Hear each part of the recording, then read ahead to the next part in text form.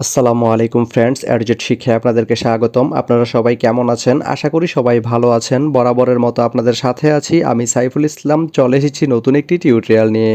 So আজকের টিউটোরিয়ালটি কোন বিষয়ের উপর হতে চলেছে সেটা নিশ্চয়ই আপনারা টাইটেল এবং থাম্বনেল দেখে অলরেডি বুঝে গেছেন। তো আমি কথা বাড়াবো না, চলে যাব মেইন টিউটোরিয়ালে।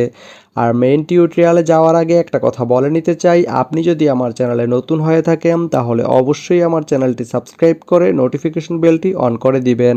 আর যারা অলরেডি সাবস্ক্রাইব করে রেখেছেন তাদেরকে অনেক অনেক ধন্যবাদ। যারা আমার এই ভিডিওটি ফেসবুক থেকে দেখছেন তারা আমার পেজটি ফলো করে সাথেই থাকবেন। তো চলুন চলে যাই মেইন টিউটোরিয়ালে।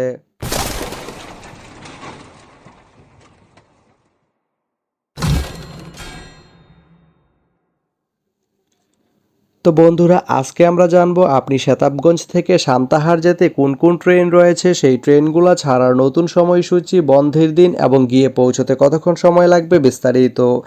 আমি যদি আপনাদেরকে ট্রেনের সময়সূচিগুলো বলে দেই, আপনি শতাবগঞ্জ থেকে সান্তাহার যেতে প্রথমেই যে ট্রেনটি রয়েছে সেটি হচ্ছে দুলনচাপা।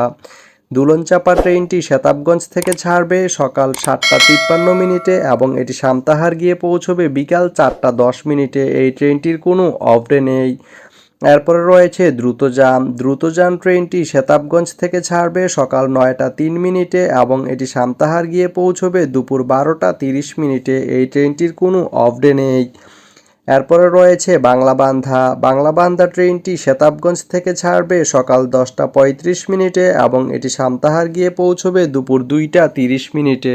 শনিবারের দিন এই ট্রেনটি বন্ধ থাকে। এরপরে রয়েছে একতা। একতা ট্রেনটি শতাবগঞ্জ থেকে ছাড়বে রাত 10:34 এবং এটি সান্তাহার গিয়ে পৌঁছবে রাত 2:15। এই ট্রেনটির কোনো অফ ডে নেই। তো আপনি শতাবগঞ্জ থেকে সান্তাহার যেতে এই 4টি ট্রেনের যে কোনো একটি ট্রেন ব্যবহার করতে পারেন। তো ভিডিওটি কেমন লাগলো অবশ্যই কমেন্ট করে জানাবেন। আর ভিডিওটি যদি ভালো লেগে থাকে বা আপনার কোনো উপকারে এসে থাকে তাহলে ভিডিওতে একটা লাইক করে দিবেন, কারণ আপনার একটা লাইক আমাকে অনেক ইন্সপায়ার করে নতুন নতুন আরও ভিডিও বানাতে।